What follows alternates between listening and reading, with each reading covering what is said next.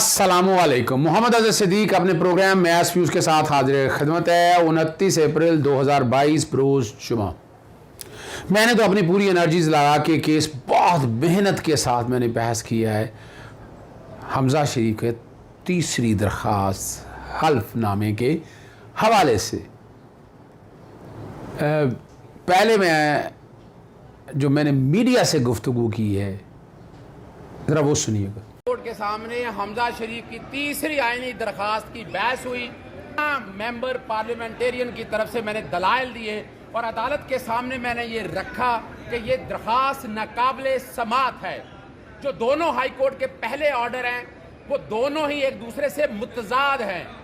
आइन के अंदर तरीक़ाकार फराहम किया गया है आर्टिकल 133 के तहत और 135 के तहत। कोई वक्त नहीं दिया गया कि कब हलफ लेना है, किस वक्त हलफ लेना है, किस तरह हलफ लेना है। हाई कोर्ट के दोनों ऑर्डर खिलाफ कानून है, उनके अगेंस्ट इंट्रा कोर्ट अपील दायर कर दी गई है, उस पर एतराज लगा हुआ है।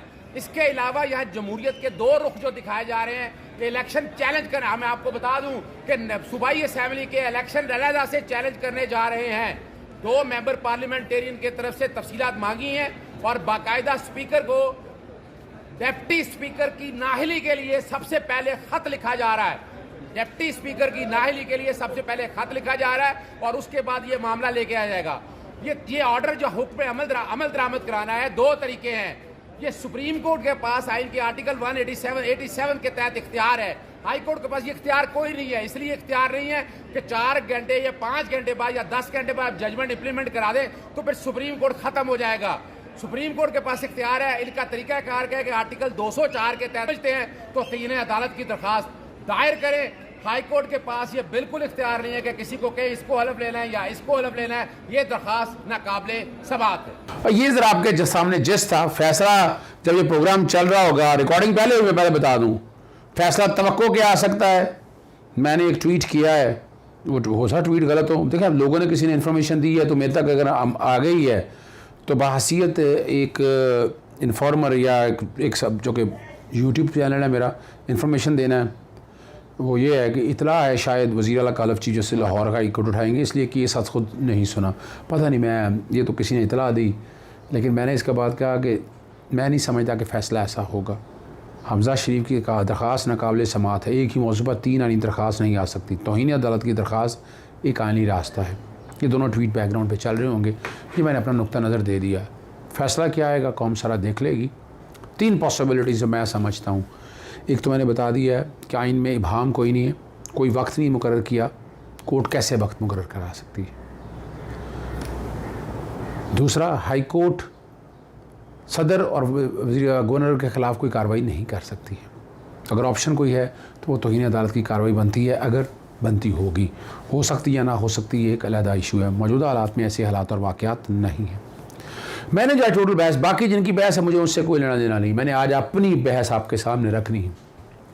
मैंने अदालत के सामने एक दर्दनाक कहानी रखी है। आज मैंने अदालत को बताया कि यहाँ जमहूरियत की नफ़ी कैसी होती है, यहाँ किस तरह एक दूसरे को बेवकूफ़ बनाया जाता है। आज तस्वीर के इस रुख जो लोग खड़े हैं, कल तस्वीर के जो इस रुख खड़े होंगे, मुझे इससे कोई लेना देना नहीं। एक तरफ वफाकी हुकूमत अपना केस अपने तरीके से लड़ रही है, सूबाई हुकूमत अपने तरीके से अपना केस लड़ रही है। मैं अवाम क्यों पिसे सारे मामले में। यहाँ 2 चेहरे मैंने दिखाए आज कि तस्वीर का रुख क्या है। चले वो मैं बताता हूँ। पहले मैंने बताया लाहौर हाई कोर्ट का फैसला पढ़ के बताया मैंने 14 अप्रैल का, जो 16 अप्रैल को इलेक्शन होने थे।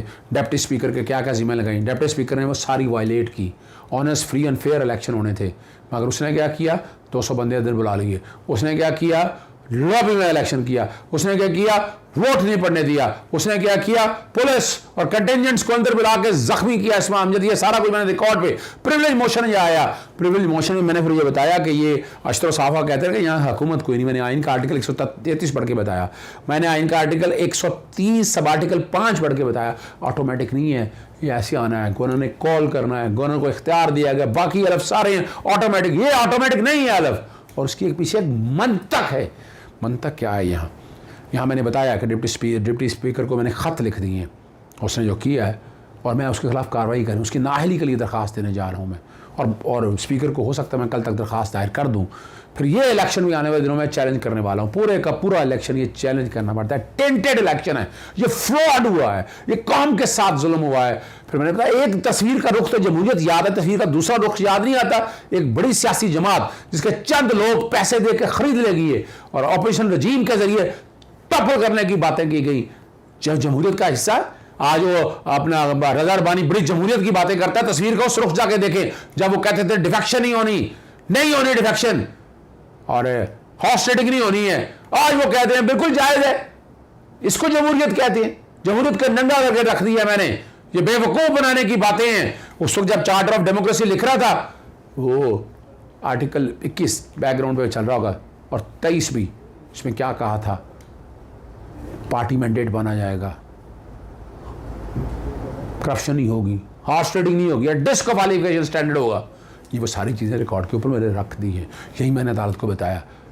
एक तरफ कह रहे हैं, दूसरी तरफ मैंने कहा क्या हुआ, प्रिविलेज मोशन में बुलाया गया आईजी को नोटिस किया कि डॉक्यूमेंट लेके आओ। आईजी ने चैलेंज कर दिया, परसों लगा और कल हाईकोर्ट ने बुलाया। तो कल जब हाईकोर्ट ने बुलाया तो डिप्टी सेक्रेटरी कंसोलिडेशन को उठा लिया गया अनायतुल्लाह साहब को घर से, रास्ते में आते हुए डिटेंशन ऑर्डर दे दिए गए और ये कहा जा रहा है कि उस यहाँ उस्मान उजदार की हुकूमत है तो ये हो रहा है, सारा काम हमजा चला रहा है, झूठ बोला जा रहा है कि लोकल गवर्नमेंट नहीं चल रही। ये भी अदालत के सामने बताया मैंने। और मैंने कहा स्पीकर के भी डिटेंशन ऑर्डर जारी कर दिए गए। क्या कर दिया उसने भी ऐसा, अरे मजाक बनाया हुआ इन लोगों ने। गॉड फादर या सिटीजन माफिया का कॉन्सेप्ट है। फिर मैंने कहा हाँ बातें हो रही हैं कि लाहौर हाईकोर्ट के चीज का पहला फैसला जो है वो जो 22 अप्रैल को किया गया, 30 घंटे में 36 घंटे में फैसला आ गया, अगला 24 घंटे में फैसला आ गया। लोग सवाल करते हैं, ना नोटिस हुआ ना गवर्नर को ना सदर को, ये सारी मैंने बता दी। अदालत को पढ़ के मैंने बताया। फिर मैंने अदालत को बताया कि इनके आर्टिकल 119 इनकी प्रेयर पढ़ लें। ये जज को कह रहे हैं गलत भाव, ये किस कैपेसिटी में, कौन से कानून के तहत है, किस कानून के तहत है। फिर मैंने बताया कि ये फैसला बना के 13 घंटे 14 घंटे मनवाना चाहते हैं, ये कैसे मनवा सकते हैं। और इनके बाद यानी अब जो आगे राइट है सारे खत्म कर दें। आईसीए फाइल किए हैं, एतराज लगा है सुप्रीम कोर्ट, ये राइट दिया आर्टिकल 187 के अंदर। 187 में सुप्रीम कोर्ट को है, जब फाइनल हो जाता है ना फिर उसका एनफोर्समेंट करनी है, एग्जीक्यूशन करनी है। यहां तो आर्टिकल 204 है, तौहीन अदालत की दरखास्त दायर करें। आप थे तौहीन अदालत की दरखास्त दायर करें। आप समझते हैं कि तौहीन अदालत है, लेकिन ये टाइम नहीं लगाया जा सकता। और फिर एक तरफ इन्होंने खुद कहा कि जनाब वज़ीर आज़म ने सदर को समरी भेज दी है कि चेयरमैन सेनेट से, तो केस तो खुद ख़त्म हो गया। आर्टिकल 48 पढ़ लें। 48 अगर बैकग्राउंड पे चल रहा होगा तो आपको अंदाज़ा हो जाएगा 48 के अपना आर्टिकल में क्या लिखा है कि पहली समरी जब एडवाइजरी को 15 दिन तक एतराज़ा के साथ भिजवा सकते हैं, फिर जाएगी फिर 10 दिन, तो 25 दिन तो ये बनते हैं। तो ये 25 दिन को कैसे कम कर सकते हैं। अगर मान भी लिया जाएगा एडवाइस वाले मामले में चलना है तो आइन के अंदर चीज़ें मौजूद, ये सेटल करते पार्लियामेंट में सेटल करते, सुबह असेंबली में सेटल, ये अदालतों में आगे अपना डटे उनको धोने आ गए हैं। क्यों कौम को बेवकूफ़ बना रहे हैं। ये वो सारी बातें आज मैंने दिल की बातें की है। जमहूरियत खुदा रहा दिखौस रहा है ये जमहूरियत। मैंने ये सारा अदालत के सामने बताया कि शराफत के साथ हुकूमत, जैसे हुकूमत गिराई गई है, एक बंदा आया अगर गिरा दिया हुकूमत, आइन का आर्टिकल 17 तारो तार कर दिया जाए, बुनियादी हकूक तोड़ दिए जाए, ये वो मामले हैं। अदालत ने शुरू में कहा कि टाइम कम देना है। मैं आपको मैंने फुल बेंच बनाने की बात भी की है, ठीक है ना जी। जस्टिस जवाद हसन के था कि कोर्ट का ऑर्डर ऐसा क्यों नहीं, कोई नहीं मानेगा, मैं ऐसा कोई ऑर्डर जारी नहीं करूँगा, ठीक है। मेरे कहने पे एतराज़ उठाया था अशर साफ़ ने, लेकिन मैंने अदालत के सामने रखा। फिर मेरे ज़िम्मे लगाया गया कि अपना जो मैंने बताया एक इंसाफ 30 घंटे में और एक इंसाफ 24 घंटे में आया। मैं इस अदालत में केस आने पर शुक्रगुजार हूँ, ठीक है ना। और अदालत ने कहा मैं सब कुछ सुनूंगा, एक एक आदमी को सुनूंगा। और यहाँ पर जो मैंने बताया गया कि गवर्नर को पहले फ्रीक नहीं बनाया गया, ठीक है जी। हमेशा इंसाफ और कानून के मुताबिक फ़ैसला करता हूँ, जैसे जवाद हसन के हैं। मुझे सब कुछ सुनना है, तब का सबका मौक़िफ़ लेना है। आप गवर्नर पंजाब सदर पाकिस्तान हल्फ ले सकते हैं, नुमाइंदा मुकर्रर कर सकते हैं, एडिशनल अटॉर्नी जनरल के, यह अपने तौर पर है। यूसुफ गिलानी की वजह से बात की, मैंने कहा वो केस ऐसा नहीं है, मुझसे ज़्यादा पता है वज़र सदीक ने केस किया हुआ। ये मफाद आमा का केस है, वो उनका कहना था आर्टिकल 119 नहीं लगता। ये भी अदालत को मैंने ये बताया है कि ये ऐसी जो बात कर रहे हैं इसका इससे कोई ताल्लुक़ नहीं है। और जो मुझे शुरू में अदालत का फ़रीक बनने की मेरी दरख्वास्त 17 MPA की उन्होंने मान ली और फ्रीक बनने की आप मुस्तरद कर दें। उन्होंने कहा आपको 1 मिनट 30 सेकंड देता हूँ। मैं कहा मैं बाहर ही चला जाता हूँ। और यहाँ दरख्वास्त मंजूर कर ली। मैंने कहा इनके साथ जो कुछ हो रहा है ये पहले नहीं देखा। मुझे इस पर अदालत में नारे लगे अल्लाह अकबर के, यानी मैं तो सच बताना है। डिप्टी स्पीकर ने जो कुछ किया क्या हुआ, चीज़ लिख दिया जी 25 दिन काम नहीं हो रहा। किसने कहा काम नहीं हो रहा? इन्हें बगैर किसी ताकीद के कह दिया, उन्होंने अपने ऑर्डर में लिख दिया भाई 16 को इलेक्शन हो रहा है, 16 के बाद इलेक्शन में आइन के आर्टिकल 130 के अंदर प्रोसीजर प्रोवाइड है, 130 सब आर्टिकल 4 में हुआ है, सूबे का वज़ीर आज़म मौजूद है, हुकूमत चल रही है और डिप्टी स्पीकर ने जैसा 200 लोगों को अंदर आके से सारा कुछ बताया।